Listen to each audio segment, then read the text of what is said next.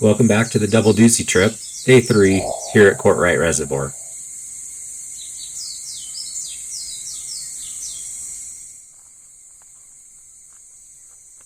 This is our midpoint for the trip. The dam that provides access to the south end of the Dusy-Ershim Trail, here just outside Shaver Lake, California, was closed for the season to public access on October 1st.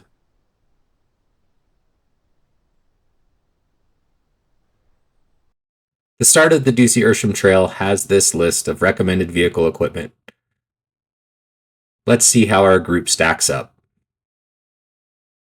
The LX45, 1996 Lexus LX 450 chassis, 1970 FJ45S pickup body, GM 5.3-liter V8 and 6L8 automatic, Land Rover LT230 transfer case, Toyota factory e-lockers, Factory 4, 10 south with 1.2 high range, 40-inch Milestar Patagonia XT tires, Trail Gear Creeper bead locks, Warn 8270 for winch, Casey, 2000 Mazda Ranger Ford Thing, factory fuel injected for 0.0-liter V6, factory 5-speed manual, factory transfer case, 1978 Ford 9-inch rear axle, 1978 high pinion Dana 40 for front axle, Detroit lockers, 5.13 axle gearing, 37-inch tires, winch, Carnage welder, Travis, 1987 Toyota pickup, factory 22RE engine, factory 5-speed manual transmission, 2.28 crawler box for 0.70 transfer case, Toyota 8-inch rear axle, spool, SAS Toyota 8-inch front axle, air locker, 5.9 gears, 37-inch tires, less lip, trail bed, onboard air,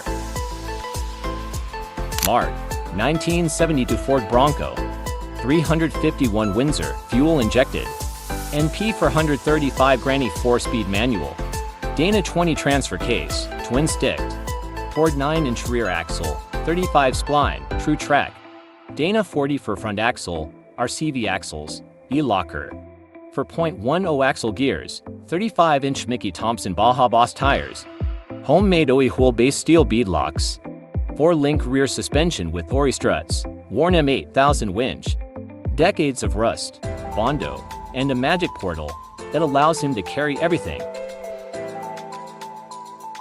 Doug, 1999 Jeep TJ, GM 5.3 LS V8, Tremec Tier for 0505 speed manual, Advanced Adapters Atlas 4-speed transfer case, Dana 60 rear axle with arb locker, Dynatrack Courtright 40 for front with arb locker, 38-inch Milestar Patagonia on method bead locks, Highline with about 3 inches of lift, Fox to 0.5 12-inch stroke AccuTune valve shocks, Warn 8274 winch, and a partage in a pear tree. Time to get packed up and back on the trail.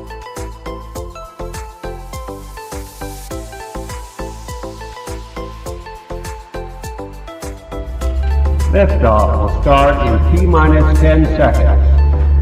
10, 9, 8, 7, 6, 5, 4, 3, 2, 1. We have ignition.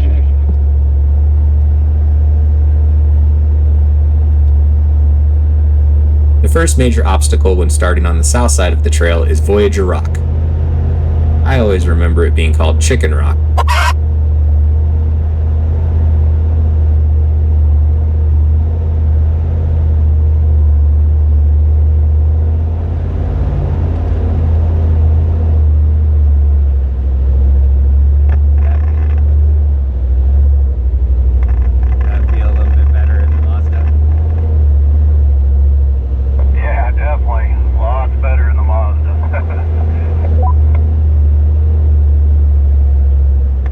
Shortly, you will be at the top and rewarded with an amazing vista.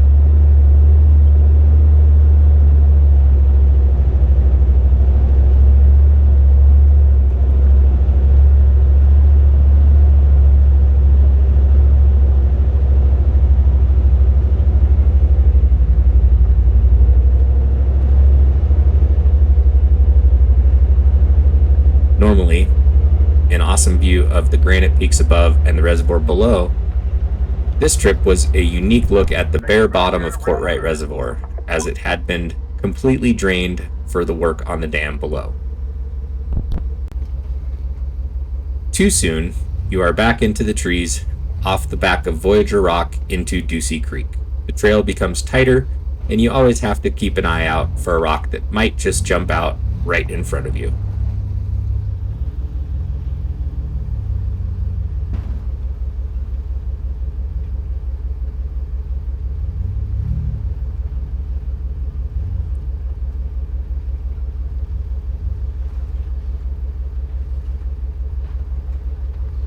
It wasn't long before a few problems started to creep up.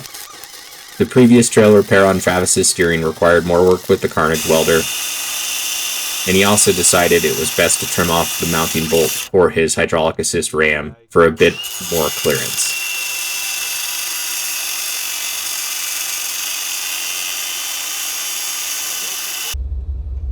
I came around the corner to find Mark doing a weird dance with Doug's Jeep. I just didn't quite understand. It turned out that Doug had noticed an issue with his front sway bar, and Mark was helping to diagnose what might have been wrong. It didn't take us long to figure out that the inner trail bar had snapped. He tried using some large hose clamps to hold the arm in place, forcing it into the road setting, but that was quickly deemed too stiff for the rocky trail, and they ended up removing the arm completely. There are many of these log bridges across Deucy Creek, which protect it from erosion during the short August 1st to November 1st season. This trail is open for motorized travel. It was Travis's turn to provide a break for the group next. Okay, yep.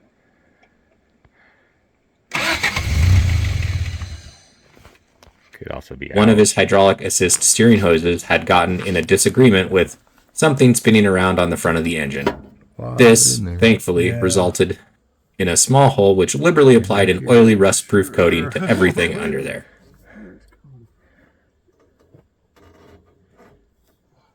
Cranking? Yeah, you can crank it again. maybe a little steer.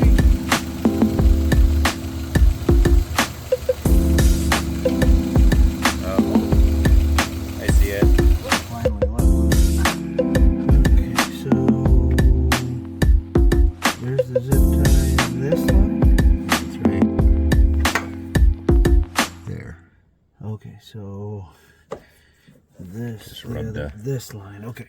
Copy. In short order, Travis and Casey had the bad hose swapped out while the rest of us decided to entertain ourselves by trying to throw small pine cones through the bottom middle hole of his front wheel. 3. There we go. We're tied up. Oh, I'm up at 4 now. Sorry.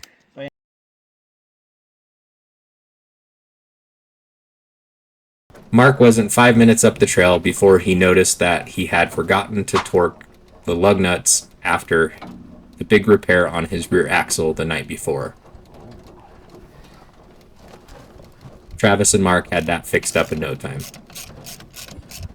But you caught it.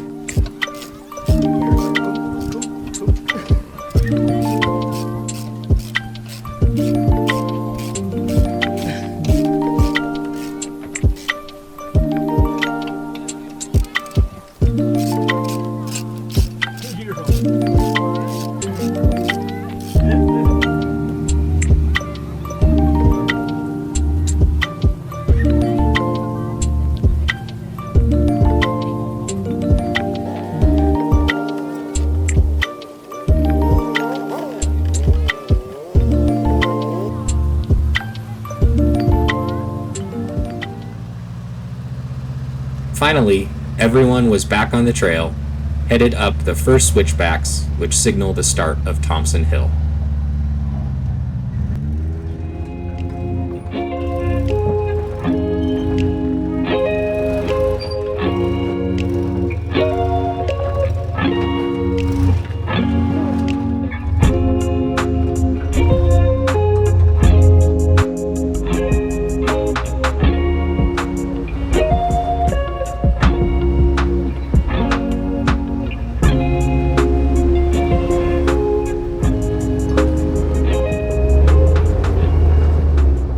wish it was a Yeah, I mean, I do think we could. Bart Sketcher. Doug was first up for a big issue this trip. Everything else to this point had really been pretty minor. These were things we could fix, but we couldn't really fix this. He managed to shatter the rear output yoke on his Atlas transfer case into 3 pieces, right at the bottom of Thompson Hill.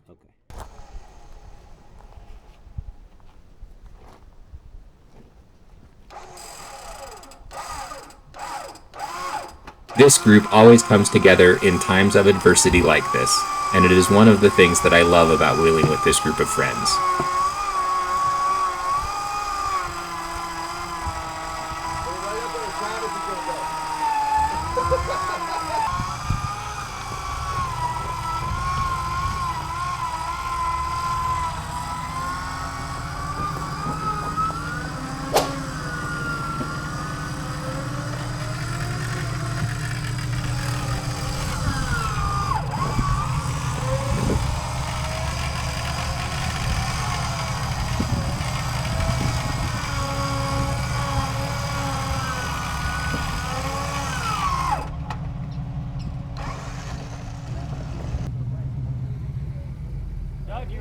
Our best plan going forward was hooking him up to the heaviest rig in the group, Mark's Bronco. This was working well enough, and they started the long trip towards the top.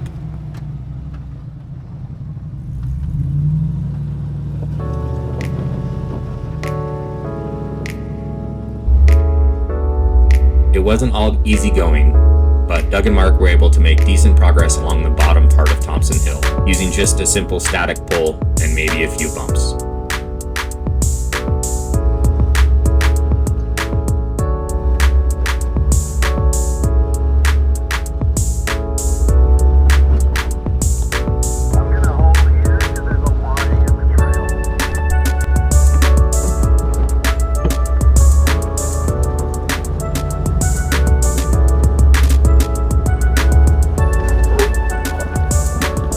When the trail had an alternative route available, I took the opportunity to take the LX45 around them just in case they needed more help from above.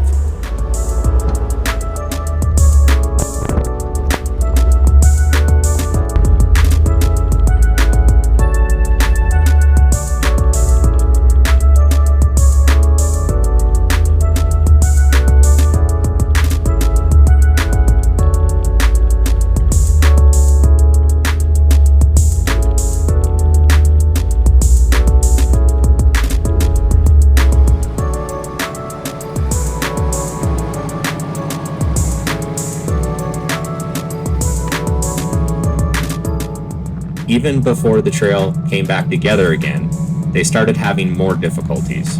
Towing turned into more just winching, and using Mark's Bronco as a portable anchor.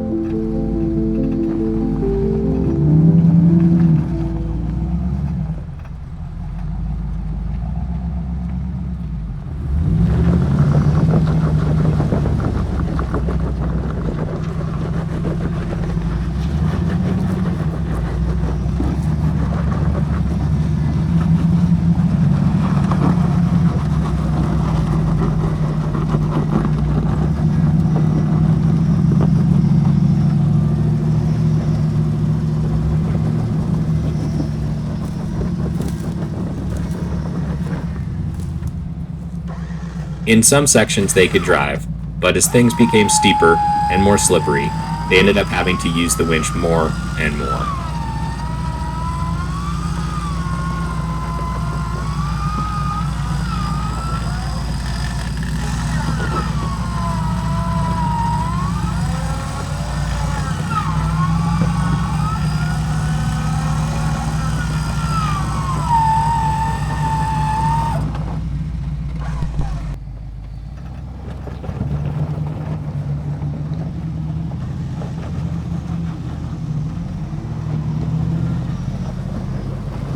Looking back and watching some of this footage, it may have been better to just disconnect the tow rope completely and use primarily the winch, but hindsight is always 20/20. Overall, I can't say enough good things about the Warren 8274 winch on the front of Doug's Jeep. We eventually lost count of how many pulls we did with it that day. Looking through some of the footage now, it was well in excess of 30 pulls throughout the day. This doesn't mean the 8274 winch is perfect though. We did have multiple issues trying to free spool the 8274 through the day. I think the 8274's Achilles heel is that stock free spool just doesn't work very well. The disconnect is too high up in the gear train, which makes it difficult to pull line physically off the drum because of the gear drag. The brake is also well known for engaging if you pull too fast, which tends to frustrate the operator, and abuses the retainer on the end of the main shaft that retains the brake.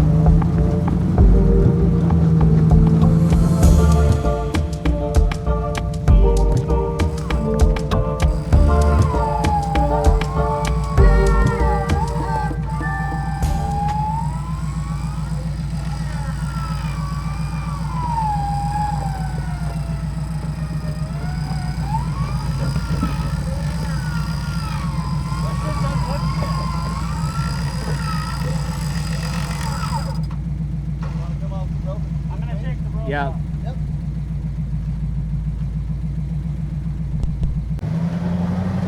In some sections, Thompson Hill became difficult enough that it was best to disconnect Mark completely.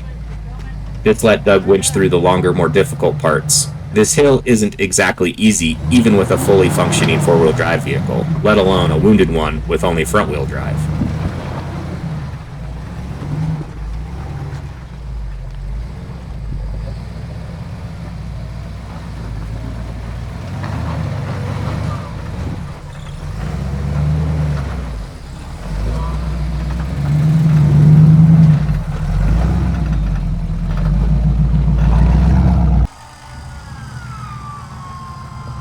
We definitely got quick at being much more efficient with rigging and redirects to save time and energy.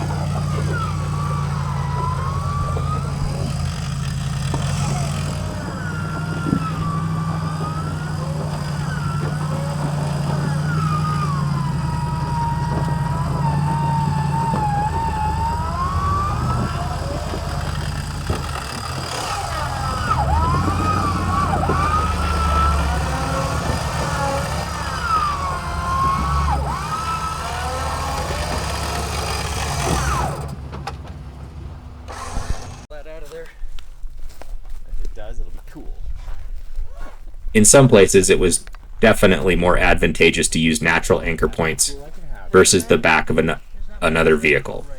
thought we were gonna end your. One tip for this trail, make sure you bring the longer than normal tree saver straps. These trees are pretty big.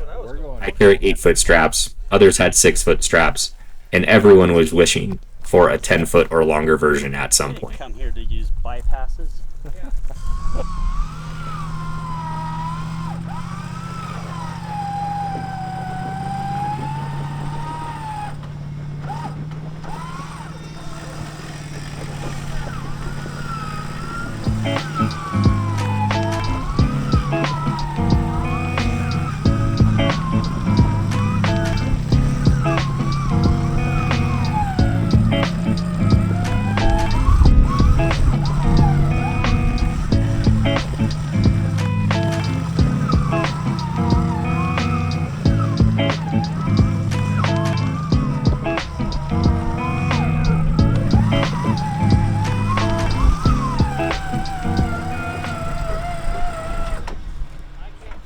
Yeah, I know, you're hard on a rock. I'd stop there and redirect.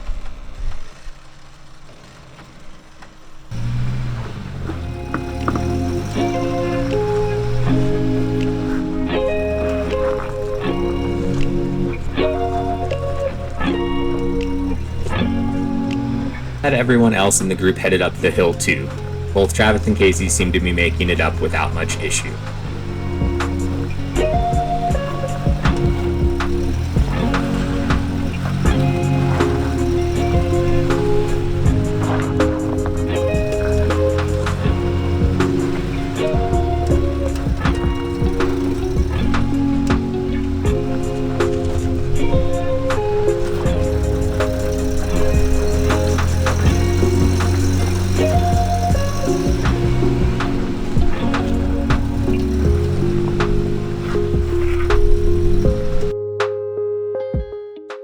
We kept winching Doug up the trail, pull after pull after pull.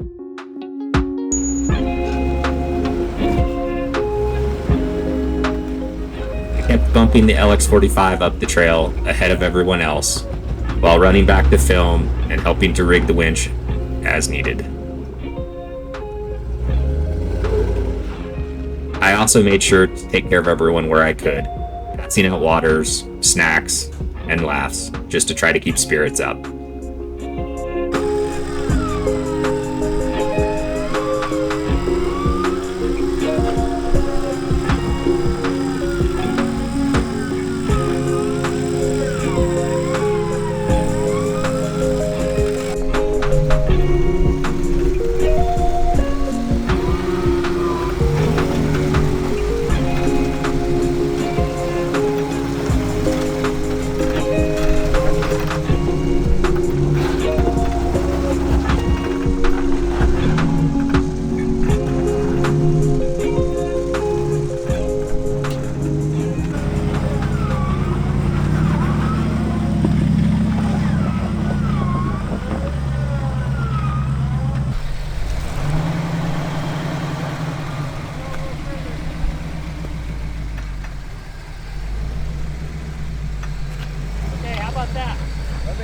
I would like to go a little bit more. You got a little bit. All right. Yeah.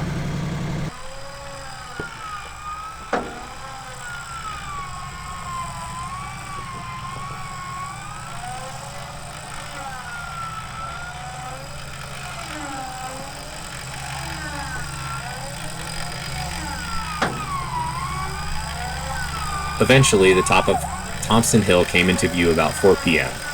We were greeted with a short section where Doug could even drive himself for maybe 100 yards. After a full day of winching and pulling, that felt amazing.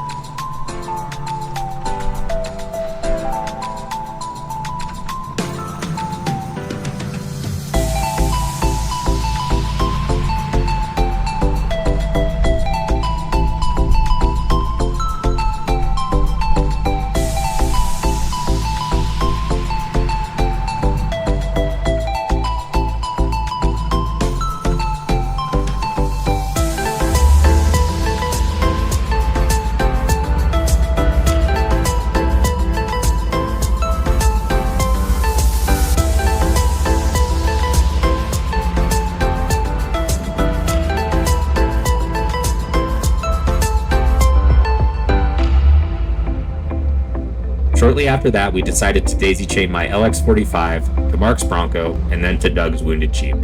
This wasn't in an effort to give the Bronco a longer wheelbase, but gave us the tractive force we needed to easily pull the wounded Jeep into Thompson Lake Campground for our third night on the trail.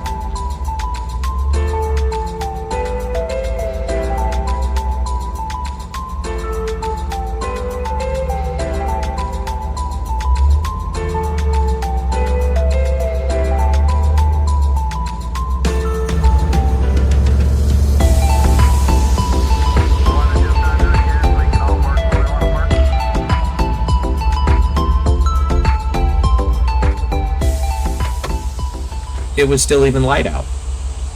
I don't think you can ask for more than that on a day like this.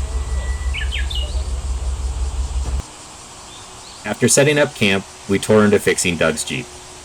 The yoke was broken into 3 pieces. Luckily, the front yoke on his Atlas transfer case has the same yoke as the rear. He was able to pull the front yoke and install it on the rear output, which gave him back rear-wheel drive. We tried to weld the damaged rear yoke to provide some emergency 4-wheel drive, but that proved to be pretty futile. The cast yoke had the grain structure of bread. Despite proper penetration, preparation, pre- and post-heating, the weld did not end up bonding well enough to make a serviceable part. We ended up installing just the yoke on the front output to keep the oil and all the bearings where they're supposed to be. Oh wait, are we sure? Oh no, yeah.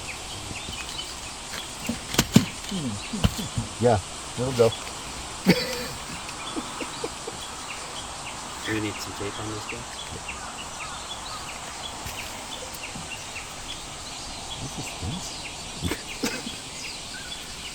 This is electrical. Have you seen the electrical tape I use? It's the Super 88. Doug will have to complete the rest of the Dusy-Ershim Trail, traveling from Thompson Lake all the way back to Kaiser Pass using only rear-wheel drive, his winch, and a few good friends.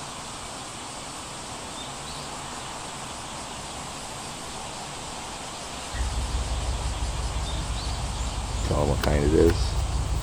Oh no. Oh no. Not the Odyssey.